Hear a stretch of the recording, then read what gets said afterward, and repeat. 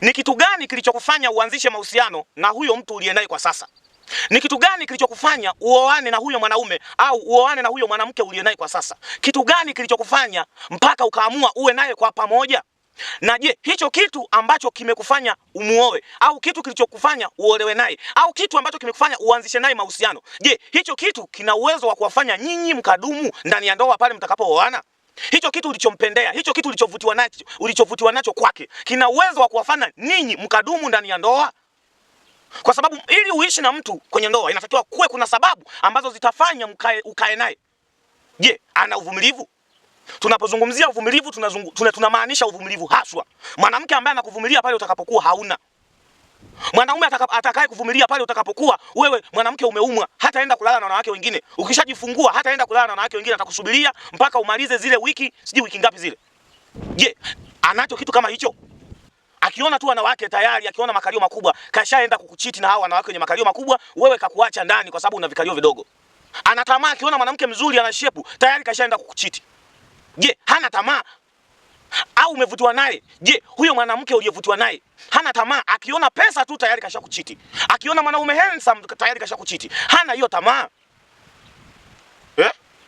Anakupenda huyo mwanaume? Kwa sababu mwanaume ili aishi na mwanamke ili aishi na mwanaume inatakiwa mwanaume ampende. Je, huyo mwanaume anakupenda? Na maana ya kukupenda anawasiliana na wewe. Umeshindaje? Unaendeleaje? Kwenye shinda ndogo ndogo hata mkiwa kwenye uchumba anakusaidia. Kwa sababu mchumba hahudumiwi, mchumba anasaidiwa.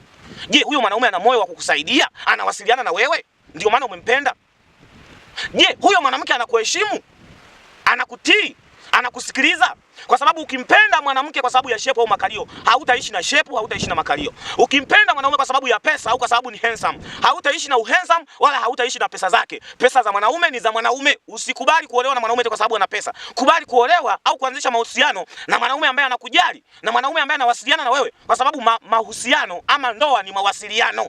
Kama hamuwasiliani, hamuongei ndani ya mahusiano au ndani ya ndoa, hiyo sio ndoa wala hayo sio mahusiano.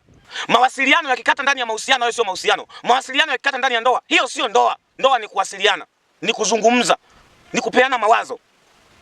Je, huyo mwanamke anakuheshimu? Anakutii? Je, huyo mwanaume anakupenda? Kwa sababu ili ndoa idumu inatakiwa mwanaume ampende mwanamke, ampende mke wake, amhudumie. Na ili ndoa idumu inatakiwa mwanamke amheshimu mume wake, amtii, amsikilize. Je, hicho kitu anacho? Au ni umalaya tu ndio ulikufanya wewe uanzishe mahusiano na huyo mtu? Au ulifanya hivyo, ulianzisha mahusiano na huyo mtu uliye naye kwa sasa kwa ajili ya kumkomoa ex wako? Au ulianzisha mahusiano na huyo mtu au ulioana naye kwa sababu ya ngono au kwa sababu ya kumkomoa ex wako? Kama ulifanya kwa sababu ya kumkomoa ex wako, umeisha. Kama ulimpenda mwanamke kwa sababu ya shepu au makalio, umeisha. Hautaishi na shepu kwenye ndoa, hautaishi na makalio kwenye ndoa. Utaishi na mwenye makalio, utaishi na mwenye shepu, utaishi na mwenye hiyo sura. Kama hana uvumilivu huyo mwanamke, kama hana utii kwako, hautaweza kuishi naye. Utaishi na mwanaume mwenye akili. Hautaishi na pesa zake alizonazo. Pesa ni zake, ana uwezo wa kuzifanyia chochote. Akishakuoa ataamua kupatie ama asikupatie. Pesa hazitakupa furaha, pesa hazitakupenda. Wanawake wengi wanateseka kwenye ndoa kwa sababu waliolewa na wanaume wenye pesa. Sasa wananyanyasika eti kwa sababu ya pesa.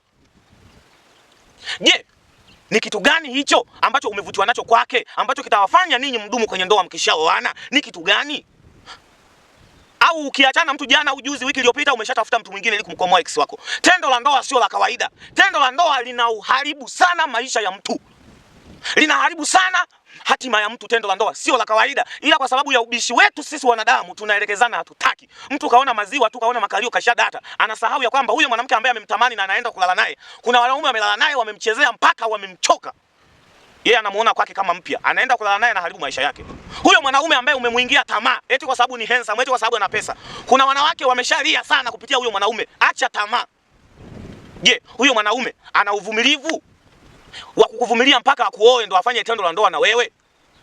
Huyo mwanamke ana uvumilivu wa kukuvumilia wewe mpaka pale utakapomuoa ndo uanze kumhudumia? Una misimamo gani unayoifanya kwa huyo mtu ulianzisha naye mahusiano? Mwanamke, misimamo ambayo unatakiwa uwe nayo kwa huyo mwanaume ulianzisha naye mahusiano ni hakuna kulala naye mpaka pale atakapokuoa.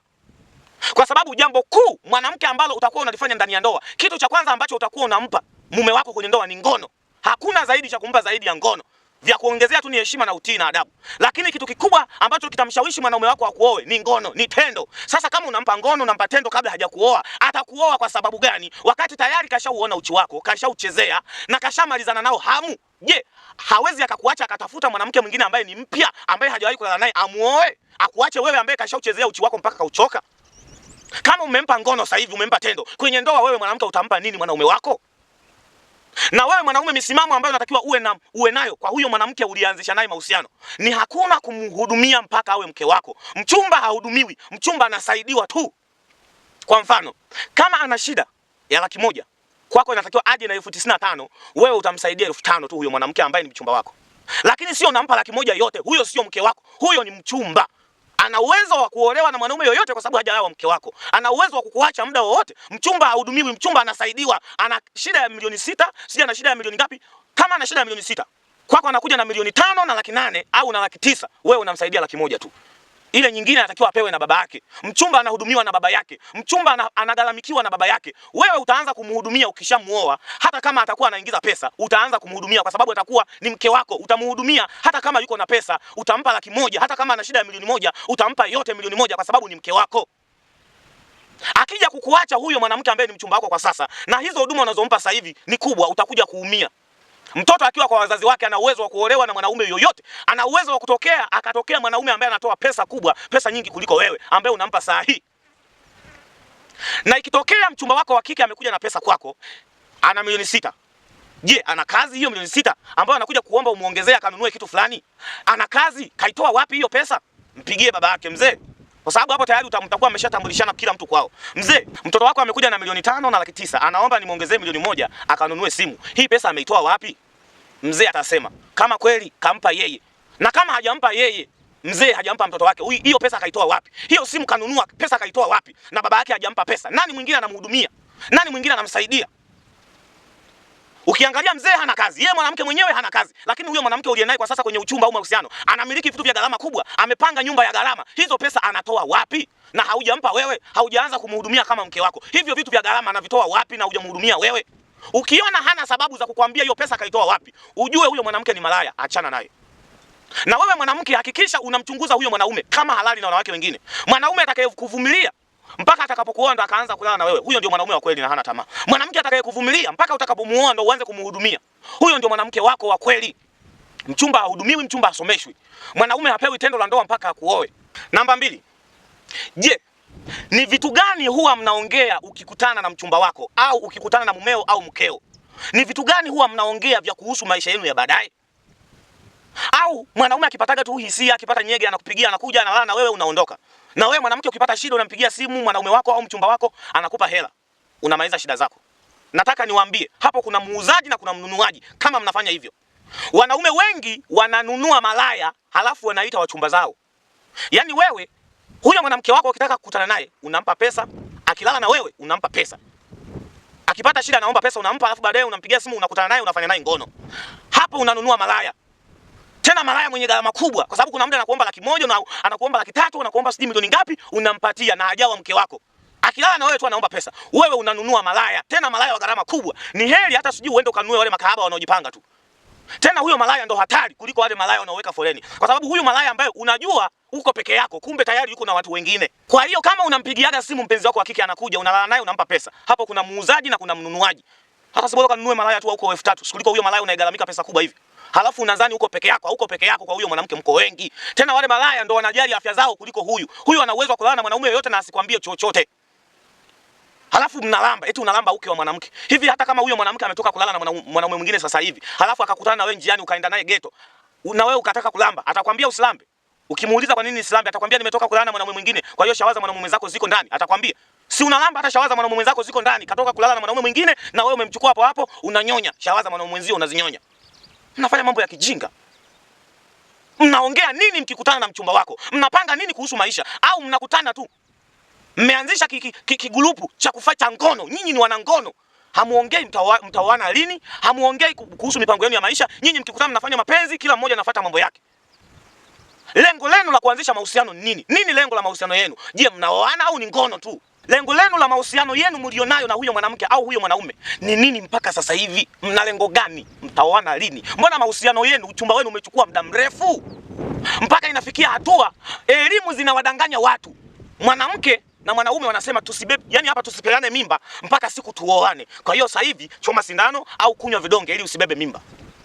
Na je, baadaye mkija kuoana, halafu huyo mwanamke akawa ameshakaanga mayai yote tumboni, ameshayaua mayai yote kwa vidonge na sindano alizochoma, wewe mwanaume, huyo mwanamke akawa hana uwezo wa kuzaa, je, utakubali kuishi naye? Na kuhakikishia wewe mwanamke, mwanaume hatakubali kuishi na wewe hata kama alikushauri uchome sindano kwenye uchumba wenu ambao mlidumu miaka 4 au miaka 8 au miaka 10. Hata kuelewa ya kwamba eti mimi ndo nilikushauri uchome sindano. Atakuacha, ataoa wanawake wanaozaa.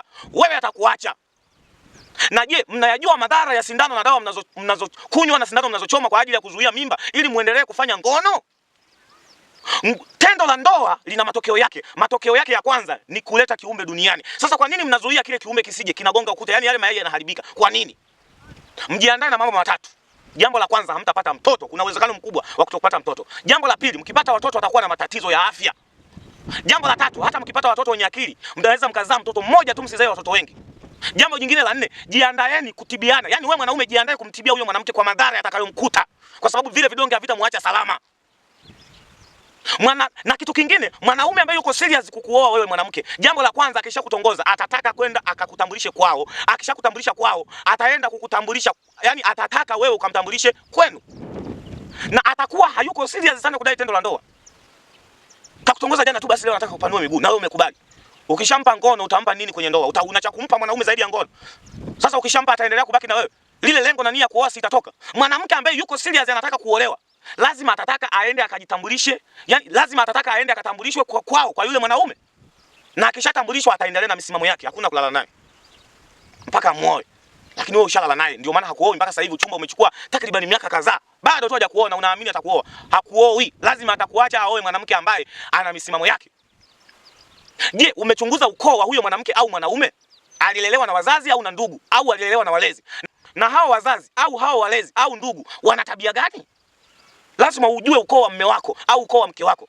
Ukishagundua utapata ya kwamba huyu na yeye mwanamke anapita huko. Kama wako na tabia nzuri, wanaheshima, mama yake anaheshima, jinsi utakavyomuona mama yake, kaa ukijua na mtoto yuko hivyo hivyo. Usioe mwanamke ambaye kwenye ukoo wao au kwenye familia yao mama ndo ana sauti kuliko baba, utayakanyaga. Usiolewe na mwanaume ambaye kwenye ukoo wao mama ndo anaongea kila kitu. Huyo mwanaume itakuwa tatizo dogo likitokea kwenye ndoa yenu, wewe mwanamke anampigia mama yake. Mama ndo atakuwa ameshikilia hiyo ndoa. Umechunguza ukoo wao au mnakutana tu mmeshakurupuana? Unazijua tabia za huyo mwanamke? Umechunguza yuko na tabia gani?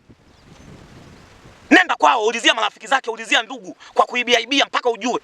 Yale watakayokuambia wewe ndio ya kweli. Mbarikiwe sana.